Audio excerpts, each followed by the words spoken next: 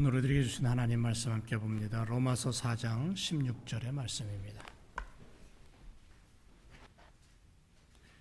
로마서 4장 16절 함께 한 목소리로 말씀 읽도록 하겠습니다. 다 같이 시작. 그러므로 후사가 되는 이것이 은혜에 속하기 위하여 믿음으로 되나니 이는 그 약속을 그 모든 후손에게 굳게 하려 하심이라.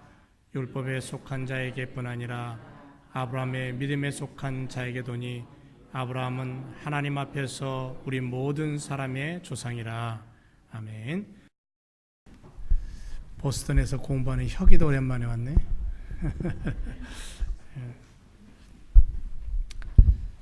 잘 지내셨어요? 뭐 인사는 자주 해도 괜찮죠? 예, 반갑고 감사하고. 한 해가 저물어 갑니다. 이제 다음 주가 추수감사주일이고요. 이 추수감사주일을 지나면서 이제 미국 전체는 성탄절 그 세일이 들어가고 한 해가 저물어가는 그러한 마무리 시간이 다가왔습니다. 교회의 마당에 뒹구는 낙엽들을 바라보면서 올해도 여기까지 올 수 있는 하나님의 손길이 있었구나 하고 감사할 수 있었습니다. 자, 오늘도 하나님 말씀 앞에 서서 하나님 주신 은혜로 채우고 또 한 주간 승리해야 될 줄로 믿습니다. 자, 여기 보세요. 오늘은 아브라함에 대한 이야기를 좀 하려고 합니다. 지난 시간에 누구 얘기를 했죠? 베드로. 예, 베드로. 사람 낚는 어부 베드로. 비전의 사람이었던 베드로. 오늘은 아브라함에 대해서 얘기하고 싶습니다. 아브라함. 꿈을 가진 사람. 그래서 주와 동행했던 사람. 아브라함에 대한 이야기를 참 많이 들었죠. 성령 받은 성도들이 이 세상을 어떻게 살아야 됩니까? 믿음으로 살아야 됩니다. 답은 나와 있어요. 예수 그리스도의 십자가의 은혜를 받은 사람들은 이 세상을 어떻게 살아야 됩니까? 답은 하나예요. 십자가의 은혜로 살아야 됩니다. 그게 믿음이에요. 믿음을 통해서 기도의 열매를 맺고 믿음을 통해서 말씀의 축복을 누리며 살아야 돼요. 그래서 예수 믿는 것이 정말 감격스러운 그런 은혜의 삶이 펼쳐져야 됩니다. 우리가 은혜를 놓치면 신앙이 식어지고 믿음이 점점 사라지고 하나님을 점점 멀리하게 돼요. 그래서 어떻게 하든지 믿음의 사람으로 서야 될 줄로 믿습니다. 이런 말이 있습니다. 사람은 비전을 품은 만큼 살고 기도하는 만큼 이룬다. 비전이 내 가슴에 품고 사는 만큼 그 비전의 사람으로 되고요. 기도하는 만큼 그 기도를 맛보며 사는 거예요. 응답을. 그래서 조지 뮬러, 고아의 아버지라고 불리는 조지 뮬러 목사님은 평생에 5만 번의 기도의 응답을, 그냥 구체적인 기도의 응답을 받으며 살았다고 얘기하잖아요. 심지어는 그분은 어느 정도로 응답을 받았냐면요. 아침에 일어나 보니까 아이들 먹을 빵이 없어요. 그러니까는 다른 거 안 하고 기도실에 들어가서 하나님 오늘 아침 먹을 빵이 없네요. 기도하고 있는데 빵 실은 차가 알지도 못하는 사람이 빵 공장 하던 사람이 빵을 싣고 와갖고 먹이는 거예요. 그런 기도의 응답들을 수없이 받았다 그러잖아요. 우리 제일교회가 이런 교회로 하나님 앞에 서기를 원합니다. 주님 앞에 서면요. 주님이 뭐라고 물으시냐면 너 10,000명 다니는 교회 다녔니? 너 의리의리한 대리석이 깔리고 샨드레가 설치되어 있는 교회에 다녔니? 라고 묻지 않으셔요. 너 이 땅에 살면서 나를 위해 무엇을 했니? 라고 물으셔요. 어떤 믿음의 삶을 살았니? 라고 물으셔요. 우리 제일교회가 세계의 중심이 되어서 열방, 천하, 만민, 모든 백성을 구원하기 위한 하나님의 뜻을 받들어서 사명을 이루는 교회가 되기를 원합니다. 굉장히 큰 것 같은데요. 주님을 바라보면 내가 할 수 있는 일이거든요. 우리 교회가 할 수 있는 일이에요. 사명을 전달하고 사명을 이루는 그러한 교회로 쓰임 받기를 원합니다. 세계는 우리 교회를 통해서 복을 받게 될 줄로 믿습니다. 아니 목사님 엉뚱한 얘기하고 계시네요. 어떻게 세계가 우리 교회를 통해서 복을 받습니까? 그렇게 생각할 수 있고 의심이 들 수 있겠죠. 맞는 얘기예요. 우리가 어떻게 세계를 먹여 살리고 세상 사람들이 우리를 통해서 복을 누립니까? 불가능합니다.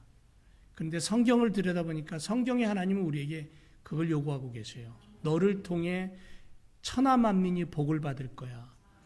너의 기도를 통해 죽어가는 영혼의 생명이 심겨질 거야. 그렇게 주님은 우리에게 그 일을 맡기셔요. 그래서 베드로, 무식쟁이 베드로, 고기 잡아서 먹고 살았던 어부 베드로, 그를 불러서 뭐라 그러셨냐면 내가 너로 하여금 사랑 낳는 어부가 되게 하겠다고 말씀하셔요. 그리고 결국은 그는 거꾸로 십자가에 못 박혀 죽는 그 순간에도 하나님의 뜻을 위해서 영혼 구원을 위해서 피 흘리고 죽었던 순교의 사람, 그 위대한 사람이 그 사람을 통해 열방이 복을 받고 그 사람을 통해 수많은 영혼들이 주께로 돌아와요. 결국은 세상의 눈으로 보면, 사람의 눈으로 보면 그 사람은 아무것도 안 하고 그냥 못 박혀 죽은 사람이지만 영적인 눈으로 보고 하나님의 눈으로 보면 수많은 영혼들을 살려낸 귀한 위대한 일꾼이라는 거죠. 오늘 우리 교회가 그러한 영적인 모습으로 기적을 맛보고 하나님의 영광을 드러내는 그런 교회가 되기를 주님의 이름으로 축원을 드립니다. 내 믿음이 또 그런 믿음이 돼야 돼요. 여러분, 비전을 품고 살았던 믿음의 조상 아브라함을 한번 보면 얼마나 주와 동행했는지, 그리고 주님과 동행하면서 얼마나 놀라운 축복을 받은 사람인지, 믿음의 축복을 받고 동행의 축복을 누리며 살았던 아브라함을 우리가 들여다보면서 오늘 아브라함 같은 숨을 쉬고 아브라함 같은 믿음을 우리가 가졌으면 좋겠습니다. 아브라함이 누군지 이미 알고 있는데요, 알고 있어도 다시 한번 귀 기울여 들으면서 말씀 속에서 아브라함을 통해서 하나님이 역사하셨던 그 일을 내 것으로 다시 만들고 붙잡는다면 내가 21세기에 나도 아브라함의 믿음의 삶을 우리가 누리며 살게 될 줄로 믿습니다. 창세기 12장에 보면 갑자기 하나님은 아브라함을 부르십니다. 아브라함이 아니고 아브라함을 부르셔요. 그리고는 뭐라고 얘기하냐면 복의 근원을 삼으시겠대요. 복의 기초를 삼으시겠대요. 그를 통해서 모든 족속이 구원함을 얻고 복받는 하나님의 친백성이 되게 하겠다고 말씀하십니다. 이게 뭐냐면 하나님의 비전이었어요. 이게 하나님의 꿈이었어요. 그래서 하나님이 아브라함을 부르실 때에 하나님의 비전은 뭐냐면 아브라함에게 여호와께서 아브라함에게 이르시되 너는 너의 본토 친척 아비집을 떠나 내가 내게 지시할 땅으로 가라, 이렇게 말씀해요. 그러니까 하나님의 비전이 아브라함을 창세기 12장 1절에서 부르시면서 시작이 돼요. 이 하나님의 비전이 뭐냐 하면 하나님의 나라를 만드는 거예요. 하나님의 나라는 그럼 어떤 것이냐? 알고 싶으면 아브라함을 하나님이 불러서 어떻게 쓰시는가를 보면 하나님의 나라가 이런 것이구나 하는 것을 알게 되는 거죠. 여러분, 우리가 모여서 예배하는 이곳이 하나님의 나라의 모형인 줄로 믿습니다. 이게 하나님의 나라예요. 교회를 세우신 이유가 뭐냐면 이 땅에 사는 하나님의 자녀들이 천국이 무엇인가를 맛보게 하기 위해서 교회를 세우셨어요. 그리고 그 교회에 모여든 성도들을 향해, 사람들을 향해서 너희는 내 백성이야, 그렇게 말씀하시면서 너희를 통해 내 나라를 만들 거야 라고 말씀하시는 거예요. 그러니까 교회는 하나님 나라의 모습이에요. 가정, 하나님 나라의 모습입니다. 하나님이 최초로 만든 공동체가 뭐냐면 가정이에요. 그 가정을 통해서 하나님은 하나님의 나라의 모습을 보여주시는 거예요.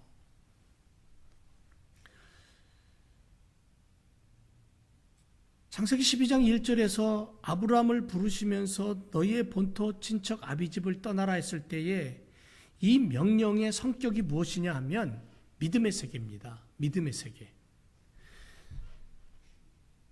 너의 본토 했을 때 이 본토는 땅을 얘기하는 거예요. 땅. 아브라함이 태어나서 발을 딛고 이제까지 살아온 땅. 아비집, 친척집, 아비집. 너의 본토 친척 아비집 이렇게 했을 때에 이 친척 아비집은 뭐냐면 삶의 터전을 얘기하는 거예요. 땅을 딛고 삶의 터전이 되었던 아브라함의 인생의 가장 기초, 그리고 거기에 모든 시간을 투자했던 삶이 담겨 있는 장소. 아브라함은 그것을 의지하며 살았어요. 그것에 모든 것을 쏟았고 그곳에 자기의 시간이 다 들어 있었어요. 그런데 그 장소를 떠나래요.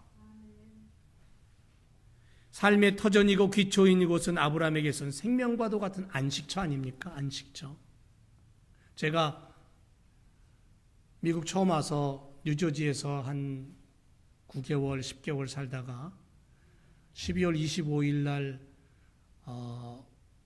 10만 마일 된 콜로라 스틱 차를 몰고 LA로 운전을 하고 한 20여일을 가는 동안에 저에게 있어서는 아무것도 없었어요. 꿈을 가지고 미국에 와서 정착을 한 뉴저지가 내 자리가 아니었어요. 어린아이 둘을 뒤에다 태우고는 운전을 하고 한 20여일을 서쪽으로 가면서 그곳에 무엇이 있을지 정말 막막했어요. 제가 LA에서 5년을 살다가 이곳으로 부임해 올 때에 저는 오히려 이곳에 부임해 올 때 좋았어요. 왜? 여기는 터전이 있잖아요. 여기는 성도들이 있고 교회가 있잖아요. 아브라함은 아무것도 없었어요. 그리고 어느 날 자기에게 들려오는, 자기 귓전에 들려오는 나는 여호와야 하는 그 음성을 듣고 그분이 누구인가를 그때서야 알아요. 당신이 여호와예요? 당신이 세상을 창조한 분이에요? 그때서야 알아요. 근데 그분이 너의 본토 친척 아비집을 떠나래요. 어떻게 떠날 수 있습니까? 이걸 떠난다는 것은 과거에 얽매이지 말고 뒤를 돌아보지 말고 앞을 향해 가라. 내가 너를 이끄는 그곳을 향해 가라. 이 말씀인데 과거에 연연하거나 미련을 갖지 말라는 얘기인데 소돔 고모라 성이 멸망할 때에 롯의 아내는 미련을 가지고 뒤를 돌아보니까 소금 기둥이 되어버렸다고 얘기했는데 믿음의 세계는 뒤에 있는 것이 아니라 앞에 있는 거예요. 뒤안길에 있는 게 아니에요. 과거에 있는 게 아니에요. 우리는 과거를 보면서 늘 언제나 껄껄하잖아요. 이랬을 걸, 저랬을 걸, 이러면 좋았을 걸 그러잖아요. 그런데 믿음의 세계는 뒤에 있는 게 아니에요. 앞에 있는 거예요. 거기가 어딘지 모르지만 앞에 있는 거예요. 어디로 가라 그럽니까? 내가 네게 지시할 땅으로 가래요. 아직 지시한 것이 아니고 앞으로 지시할 것이라는 약속만 있는 거잖아요. 그러니 얼마나 불안합니까? 한마디로 아브라함은 처음 들려오는 여호와라는 그 음성만을 듣고 약속만을 붙잡고 가야 될 길이에요. 이 아브라함에게 가장 필요한 게 뭐냐면요, 믿음이에요. 믿음. 이분을 쫓아가면 될까? 이 음성을 따라가면, 이 음성대로 움직이면 될까? 하는 믿음, 확고한 신념, 이것만 그에겐 필요했던 거예요. 어디로 가는지도 모르고 떠날 수 있는 결단, 오직 그 말씀만 믿고 갈 수밖에 없는 그 상황, 오직 믿음이에요. 오직 믿음. 여러분, 아브라함이 살던 그 시대에는 시족사회, 부족사회, 족장 시대였어요. 그래서 그 시대에는 가족이라는 울타리가 생명이었어요.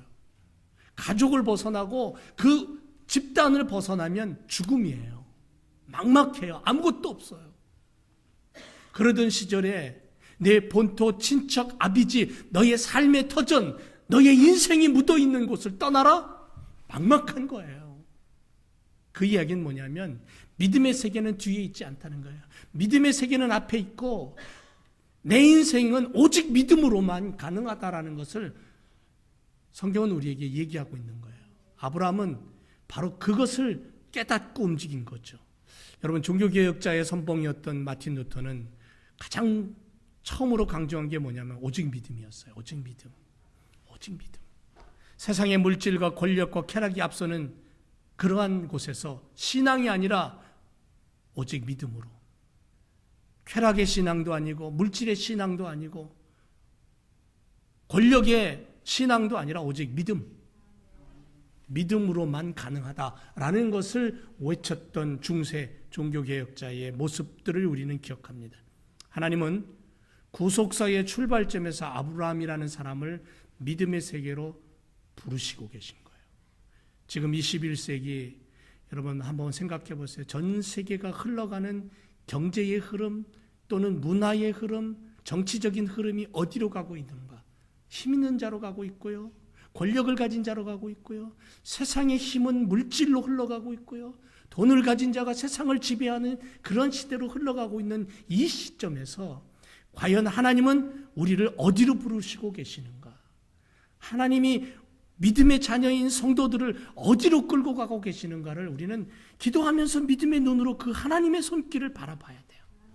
그리고 그 하나님의 손길 앞에 믿음으로 응답할 수 있어야 돼요. 하나님, 세상이 이렇게 흘러가지만 하나님이 원하시는 길은 이것이라면 나는 그 길을 가겠습니다라고 믿음으로 응답할 수 있어야 되는 거예요. 여러분, 왜 하나님은 그토록 아브라함을 그렇게 모질게 부르셨을까요? 사실은 아브라함의 입장에서 보면 하나님이 정말 모질게 부르신 거예요. 정말 매몰차게 몰아붙이신 거예요. 왜냐하면 하나님에 대한 불신이 인간의 타락을 가져왔기 때문에, 인간의 타락에서 회복되는 길은 불신에서 돌이키는 길밖에 없는 거예요. 그 불신에서 돌이킨다는 것은 뭐냐면 결국은 믿음이에요. 믿음이라는 것은 다른 말로 얘기하면 그 전능하신 하나님을 신뢰하는 거예요. 그거밖에 없어요. 창세기 2장 3장에서 인간이 어떻게 타락하고 죄인이 되었습니까? 무엇이 근본적인 죄인가를 우리가 이해하게 되면 왜 믿음의 세계로 가야만 구속사가 열리는가를 이해할 수가 있는 거죠. 하나님은 선악과를 먹지 말라 하셨어요. 먹는 날에는 정녕 죽으리라고 하셨어요. 그런데 뱀은 아니야, 먹어도 결코 죽지 않는다고 말합니다. 이때 아담과 하와 최초의 인간, 그들은 누구의 말을 더 믿고 신뢰합니까? 누구의 말을 더 믿고 따라갑니까? 이게 불신이에요. 선악을 알게 하는 나무의 실과는 먹지 말라. 내가 먹는 날에는 정녕 죽으리라. 창세기 2장 17절에 말해요. 근데 창세기 3장 4절에 가서 보면 뱀이 여자에게 이르되 너희가 결코 죽지 아니하리니 그랬어요. 근데 그 말을 믿고 그 실과를 따먹고 자기와 함께 남편에게도 주매 그도 먹었다. 성경은 분명하게 창세기 3장에서 그 이야기를 하고 있어요.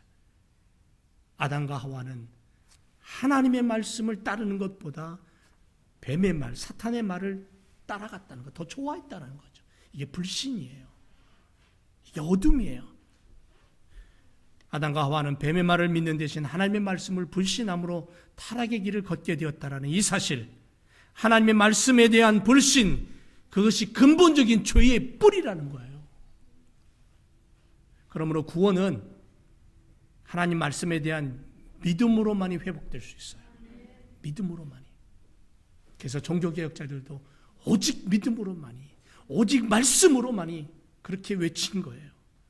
그런데 오늘날 우리들의 시대 속에 오직 말씀으로, 오직 믿음으로 이게 사라지고 있어요. 오직 예수 그리스도로 사라지고 있어요. 하나님은 아브라함에게 믿음의 세계로 가라고 명령하십니다. 이것이 바로 아브라함을 향한 믿음의 훈련이었어요. 하나님께서 아브라함에게 믿음을 요구하신 것은 후세대, 오늘 우리의 세대, 오늘 우리들에게 똑같이 요구하시는 거예요. 믿음을 가지고 그 믿음으로 믿음의 세계로 향하여 걸음을 옮기라고. 히브리서 11장 1절에 뭐라고 말합니까? 믿음은 바라는 것들의 실상이고 보지 못하는 것들의 증거니, 그렇게 말씀합니다. 여전히 우리들에게 오늘도 이 시간에도 요구하는 것은 뭐냐면 믿음의 신뢰예요. 믿음을 가지고 그 하나님을 바라보고 있느냐, 쫓아가고 있느냐. 본토 친척 아비집을 떠나 하나님께서 지시할 땅을 향해 모험을 시작한 아브라함, 깊은 영적인 세계로 나아가며 하나님의 나라를, 하나님의 비전을 이루기 위해 주와 동행했던 아브라함, 그는 철저하게 하나님을 신뢰했던 사람이었다라는 거죠. 여러분, 얼마나 하나님을 신뢰하십니까? 이 부분에 있어서 우리 한번 나 자신을 점검해 보기를 원합니다. 내 이익을 위해서, 내 욕심을 위해서, 나의 어떠한 욕구를 채우기 위해서 어쩌면 수많은 사람들이 하나님의 이름을 이용하고 있지는 않나요? 얼마나 하나님을 신뢰하십니까? 신뢰에 대한 믿음이 얼마나 내게는 있는지. 여러분, 두 사람이 험한 길을 갑니다. 험한 산길을 올라갑니다. 높은 산봉우리 꼭대기까지 목표를 잡고 두 사람이 올라가고 있습니다. 그런데 서로가 한쪽 팔씩을 아주 꽉 끼고 올라갑니다. 좁은 산길인데도 왜 붙어갈까 의심스러운데 가만히 보니까 한 사람이 앞을 보지 못하는 시각장애인이에요. 두 사람은 많은 시간을 쓰러지고 넘어지고 미끄러지고 하면서도 서로 붙잡아주고 앞을 보지 못하는 사람의 발걸음을 인도해 가면서 두 사람은 꼭 붙잡고 결국은 산꼭대기 정상에 올라가서 야호를 외칩니다. 둘은 그 꼭대기까지 올라가면서 서로를 신뢰했어요. 특히 앞을 볼 수 없는 사람은 앞을 보며 자기를 인도하는 사람을 전적으로 믿었던 거죠. 그래서 위험도 있었지만, 구덩이도 있었지만, 장애물이 너무 많이 있었지만 무사히 산을 올라 정상을 정복할 수 있었어요. 공급하시는 하나님에 대한 철저한 신뢰. 하나님은 아브라함에게 그걸 요구하신 거예요. 그 하나님을 향한 철저한 믿음이 아브라함에게 있을 때 비로소 아브라함은 하나님의 손길과 하나님의 능력을 고백할 수가 있는 거예요. 아브라함은 마침내 하나님의 말씀을 믿고 결단하고 가나안을 향해 갑니다. 고민과 갈등 속에서 이 음성을 쫓아가야 될까 오랜 시간을 그렇게 고민하던 아브라함은 결국 그 음성 앞에 무릎을 꿇고 그 음성을 믿고 신뢰하며 쫓아갑니다. 그리고 약속의 땅에 하나님은 그를 인도해 가십니다. 먼 여정 끝에 마침내 가나안 땅에 도착을 해요. 그리고는 그 땅에 왔을 때의 안도감과 기대감이 얼마나 대단했을까요? 여기가 하나님이 지시한 땅이구나. 이야, 좋다. 그런데 이게 뭡니까? 그 땅에 맨 처음 맞이한 그 하나님의 약속의 땅, 처음 듣는 그 음성이 지시한 그 땅, 너의 후손으로 하여금 영원한 복이 되게 하고 너는 복의 근원이 되게 할 것이라고 약속하셨던 바로 그 땅, 그 땅을 딛고 기대감과 안도감에서 마음을 풀고 있는 그 순간 그 땅에는 기근이 듭니다. 이게 웬일입니까? 약속의 땅, 거기만 당도하면 다 형통할 줄 알았는데 엄청난 기근이 밀려와요. 그래서 아브라함은 믿음이 흔들립니다. 애굽으로 내려가요. 두려워서. 그런데 하나님을 바라보며 하나님을 의지하며 그 음성을 향해 인도하심을 쫓아왔던 아브라함은 그 어려움 속에서도 하나님의 약속의 땅인 가나안 땅에 당도했는데 그 땅에 기근이 들자 아브라함은 하나님을 놓쳐버립니다. 여러분, 우리도 마찬가지예요. 두 사람이 팔을 꽉 끼고 산을 오르다가 힘들고 어렵고 이 친구가 뭔가 좀 의심스러울 때에 팔을 놓게 되면 결국은 위험이 다가오는 거예요. 곁길로 빠지는 거예요. 여러분, 우리의 인생길 한번 생각해 볼까요? 나라는 인생이 세상을 바라보고 살 때는 이 세상을 내가 뛰어넘을 수가 없어요. 세상이라는 모습은 너무 넓은 강이 있어요. 험한 강이에요. 내가 건널 수 없어요. 배도 없고요. 다리도 없고요. 세상은 내 앞에 엄청난 그러한 벽을 세워놓고는 저 너머의 세상은 보지도 못하게 만들어 놔요. 그게 세상일 수 있어요. 수많은 장애물이 있고 수많은 적들이 나를 몰아치고 내 것을 빼앗고 나를 매질하고 나를 피투성이로 만드는 것이 세상이에요. 그래서 내가 세상을 바라보고 세상을 의지하고 내 인생을 걸어간다면 나는 한 걸음도 옮길 수 없을 것 같아요. 여러분은 모르겠지만 저는 그래요. 그런데 주님이 내게 말씀하셔요. 야, 나를 바라보고 내 손을 잡을래? 여러분, 우리가 주님 손을 붙잡고 주님이 걸어가시는 그 발자국, 주님의 발을 바라보고 나도 거기에 보조를 맞춰서 주님의 발을 보고 한 걸음 한 걸음 옮기다 보면 어느새 나는 높은 산을 넘게 되고요. 넘을 수 없었던 그 엄청난 장벽도 나는 뚫고 넘어가게 되고요. 그 넓은 강도 나는 쉽게 주님과 함께 걸어서 건너갈 수 있는 거예요. 그래서 주님의 발을 바라보는 거예요. 주님의 걸음을 내가 쫓아가고 주님의 손을 붙잡고 쫓아가는 거예요. 그게 내 인생의 승리예요. 아브라함은 그 주님을 놓쳤어요. 흉년 때문에. 그리고 애굽으로 내려가서 어떤 위기를 만납니까? 아내를 뺏길 위기에 놓였어요. 다른 사람의 아내로 아브라함은 자기의 아내를 뺏깁니다. 그 대가로 재물을 얻지만 아무런 행동도 취할 수 없는 바보 같은 남편이 되고 아브라함이 됩니다. 믿음의 조상이라고 부른 아브라함이 아무것도 할 수 없어요. 바보예요. 자기 아내를 뺏겨버려요. 거기에 아무런 반응도 하지 못해요. 재물을 얻고 입이 찢어졌는지 모르지만 돈이 생겼으니까 좋아할지 모르지만 하나님의 약속이 끊어지고 하나님의 복이 끊어질 위기에 놓이게 된 거예요. 믿음을 잃어버리면 이렇게 돼요. 주님을 놓쳐버리면 이런 인생이 되는 거예요. 약속의 아들이 태어나야 할 귀한 몸이 위협을 받게 되는 거예요. 하나님의 나라를 보여주고 하나님의 영광을 털어내야 될 믿음의 자녀들이 세상의 죄악 속에 빠져서 허덕이고, 그래서 오늘날 교회가 왜 손가락질을 받습니까? 수많은 사람들이 교회를 향해서 욕을 합니다. 왜 그렇습니까? 믿음을 잃어버려서 그래요. 하나님을 신뢰하면서 놓치고 주님을 붙잡고 주님을 바라보며 따라야 되는데 그걸 우리가 잃어버렸기 때문에 그래요.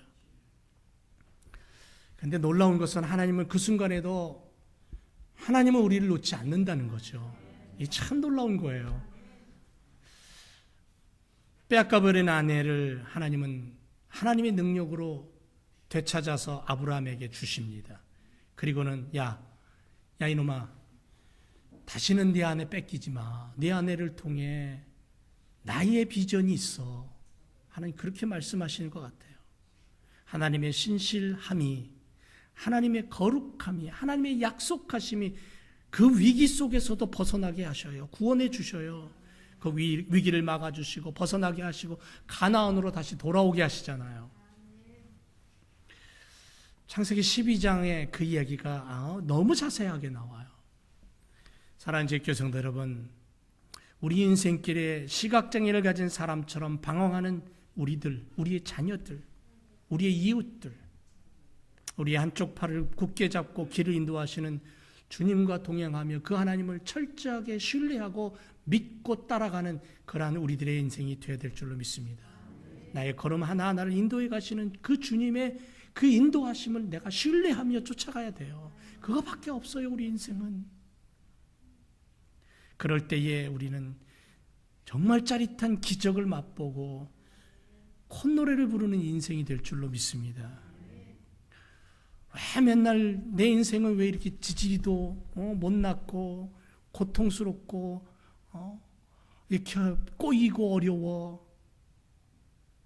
그런 얘기한다면 그건 정말 문제가 있는 거 아닙니까? 한번 좀 엎드려 보세요. 주님 앞에. 주님, 내 인생이 왜 이렇게 꼬여 있습니까? 아브라함처럼 꼬인 인생을 풀어주시는 분이 주님 아니십니까? 주님을 붙잡을 때 우리는 이런 놀라운 축복을 누리게 될 줄로 믿습니다. 철저한 신뢰. 주님을 향한 하나님, 전능하신 그 하나님, 성경에 말씀하시는 그 하나님, 어쩌면 내게 내 인생에 있어서 단 한 번도 내게 내 귀에다가 말씀하지 않았다 할지라도 성경에 기록되어 있는 그 하나님 바라보고 철저하게 신뢰하고 믿음으로 쫓아갈 때에 우리는 반드시 하나님의 약속을 이루는 축복된 삶을 살게 될 줄로 믿습니다. 또 하나, 아브라함에게 하나님은 뭘 얘기하냐면 믿음을 얘기하는데 하나님의 전능하심에 대한 철저한 믿음이 너에게 있니? 라고 말하시는 거예요. 여러분, 우리는 얼마나 하나님을 믿습니까? 얼마나 하나님을 신뢰합니까? 하는 거하고 얼마나 하나님을 믿습니까? 하고 연결이 되어 있어요. 여러분, 얼마나 하나님을 믿습니까? 10%? 20%? 아니면 한 50%쯤? 전능하신 하나님이라고 믿습니까? 정말로요? 아브라함에게 아들을 주시기로 약속했어요. 아브라함과 사라가 근데 늙어요. 생산이 끊어졌어요. 더 이상 내 아내는 아이를 낳을 수 없어요. 그런데도 아들을 주시지 않아요. 그런데 이 정도까지 됐으면 여러분, 하나님 믿겠습니까? 어떻게 하시겠어요? 여러분, 우리는 보통 우리의 가능성, 내 생각의 가능성, 내 세상의 내 삶의 가능성이 끝나면 믿음도 끝났다고 생각해요. 여러분, 암이 걸려서 기도하는 분들 많이 있는데, 암이 걸렸다고 하면 참 사람들이 절망하고 더 이상 믿음을 발휘하지 못하는 경우를 참 많이 봅니다. 그런데 하나님의 가능성은 우리의 가능성이 끝나는 자리에서도 얼마든지 다시 시작된다라는 그러한 믿음 없습니까? 믿음이에요. 사라는 조바심이 생겼습니다. 그래서 자기의 몸종을 남편에게 줘서 아들을 얻습니다. 하갈이 아들을 낳았습니다. 이스마엘입니다.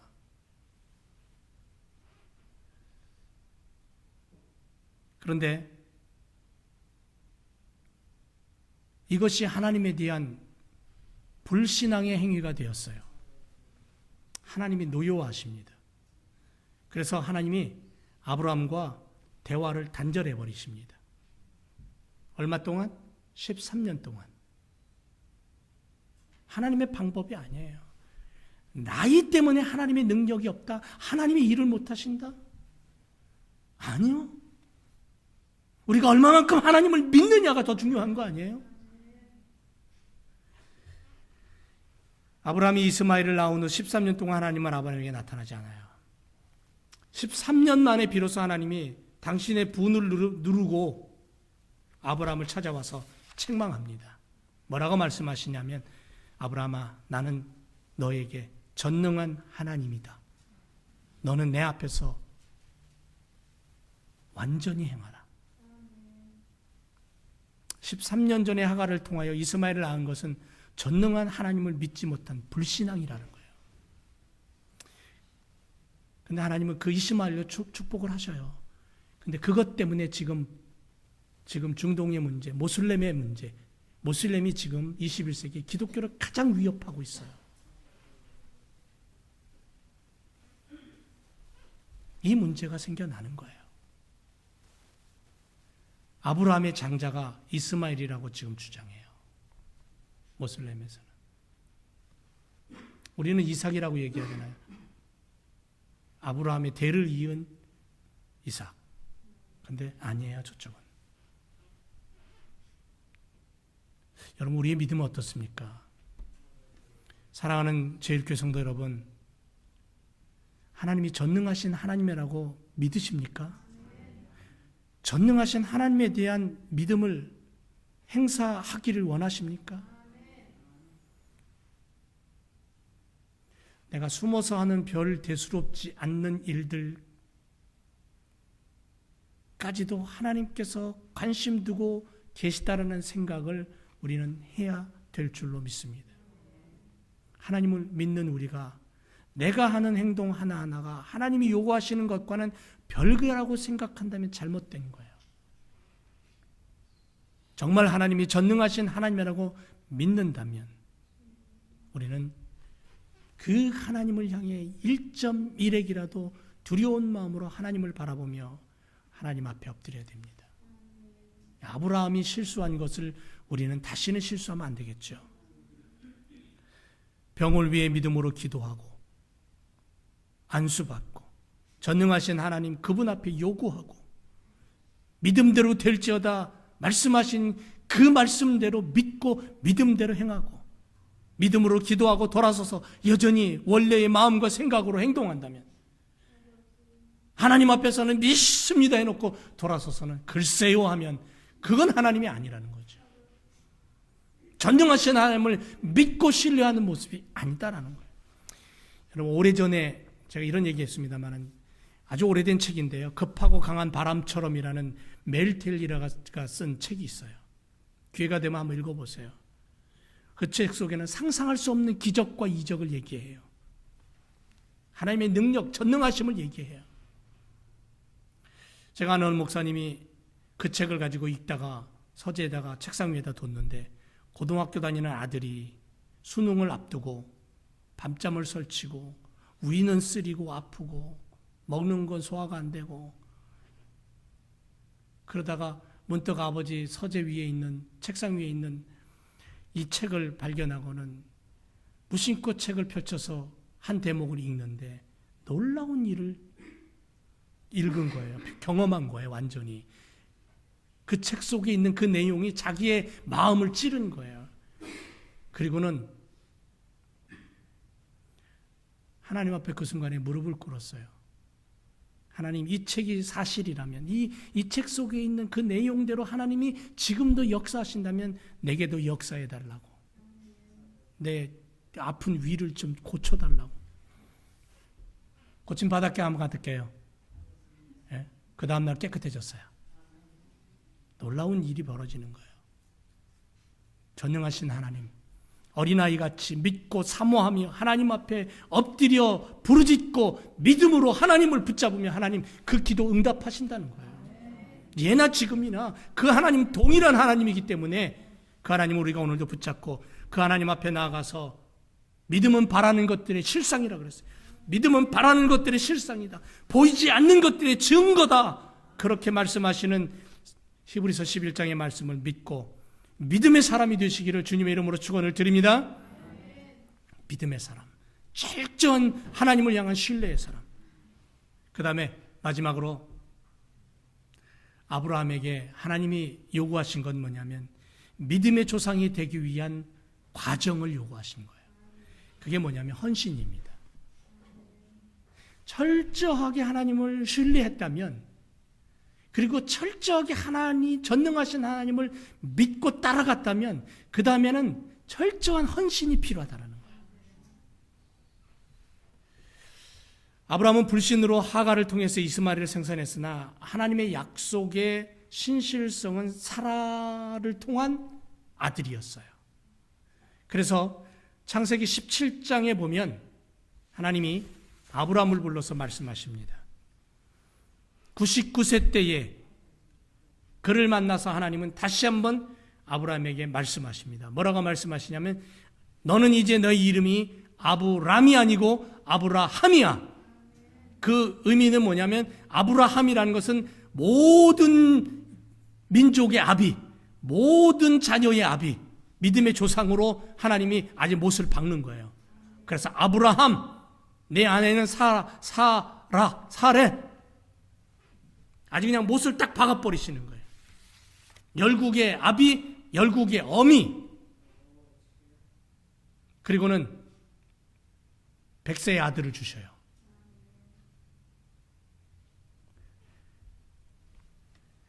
그 아들이 점점 자라서 약 한 12살쯤 되었을 때 어느 날 하나님이 창세기 22장에 가보면 아브라함을 시험하시려고 그를 부르셔요. 그리고는 뭐라고 말하냐면 내 아들, 내 사랑하는 독자 이삭을, 성경 참 기가 막힙니다. 내 아들, 내 사랑하는 독자. 이 문장은 뭐냐면 하늘 보자 버리고 이 땅에 인간의 몸을 입고 와서 십자가에 죽으시는 예수 그리스도를 하나님의 입장에서 얘기하시는 거예요. 내 아들, 내 사랑하는 독자 이삭을 데리고 모리아 땅으로 가서 내가 내게 지시하는 한 산에 거기서 그를 번제로 드리라. 죽이라는 거예요. 죽여서 불태워서 나에게 제사를 드리라는 거예요.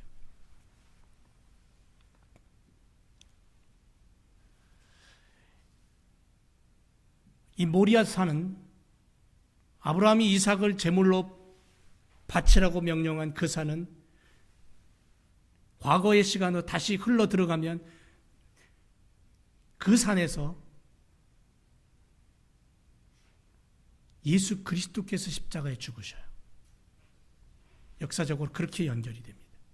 그러니까 이 얘기는 뭐냐면 내 사랑하는 독자, 내 아들, 하나님의 입장에서 내 아들, 내 사랑하는 독자, 독생자 예수 그리스도, 놓치고 싶지 않았지만 우리의 죄를 해결하기 위해, 내 인생의 문제를 해결하기 위해 이 땅에 보내주신 하나님의 선물이라는 거예요.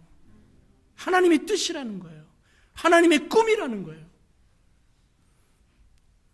아브라함에게 그걸 요구하셔요. 마지막 순간에 바로 그것까지 요구하셔요. 하나님은 전능하신 하나님이심을 믿습니다. 하나님은 신실하신 하나님이라는 사실을 우리는 확신하고 신뢰합니다. 그래서 이삭이 죽는다 해도 이삭을 통해 바닷가의 모래알 같이 하늘의 별과 같이 번성할 하나님의 약속이 성취될 것을 믿습니다. 아브라함은 그 믿음이 이제 있었던 거예요. 그래서 토를 안 달아요. 주저하지 않아요. 번제로 이삭을 드리기 위해 그 모리아 산으로 걸음을 옮겨요. 하나님을 향한 믿음, 하나님을 향한 철저한 신뢰, 그리고 하나님을 향한 헌신, 바로 그것이 부활신앙을 보게 해요. 히브리서 11장 17절에는 이렇게 얘기합니다. 아브라함은 시험을 받을 때에 믿음으로 이삭을 드렸다. 약속을 받은 자로 돼 그 독생자를 드렸다. 이삭이 독생자는 거예요. 저에게 이미 말씀하시기를 내 자손이라 칭할 자는 이삭으로 말미암을 것이다. 저가 하나님의 능히 죽은 자 가운데서 다시 살리실 줄을 생각한지라. 죽은 자 가운데서 살리시는 부활의 하나님임을 아브라함은 이미 믿었다는 거예요. 그것을 통해 아브라함이 그 산에서 아들을 드리면서 하나님 앞에 헌신했던 그 모습이 하나님이 이 땅에 예수 그리스도를 보내서 우리를 위해 대신 죽으시고 무덤 열고 3일 만에 부활하시는 부활의 승리로 우리에게 가르쳐 주시기 위한 그러한 미리 보여주신 그림자라는 거예요. 그래서 철저한 하나님을 향한 믿음, 철저한 하나님을 향한 신뢰, 그리고 하나님이 원하신다면 헌신하겠다라는 그러한 각오와 결단이 아브라함을 통해 믿음의 조상이 되게 하였고, 그 믿음의 조상을 바라보며 오늘도 우리가 21세기를 살아갈 때 우리에게도 그러한 믿음과 신뢰와 헌신을 통해 하나님의 나라가 세워진다는 거예요. 하나님의 나라, 가정이 세워지고 자녀들이 복을 누리고 교회가 건강해지고. 아브라함은 믿음의 조상으로서 온전한 헌신을 실천한 사람이고, 그래서 복의 근원자가 되었습니다. 오늘도 우리가 이런 아브라함 같은 믿음으로 하나님 앞에 서서 하나님 앞에 쓰임받는 믿음의 삶을 살아가야 될 줄로 믿습니다. 기도하겠습니다.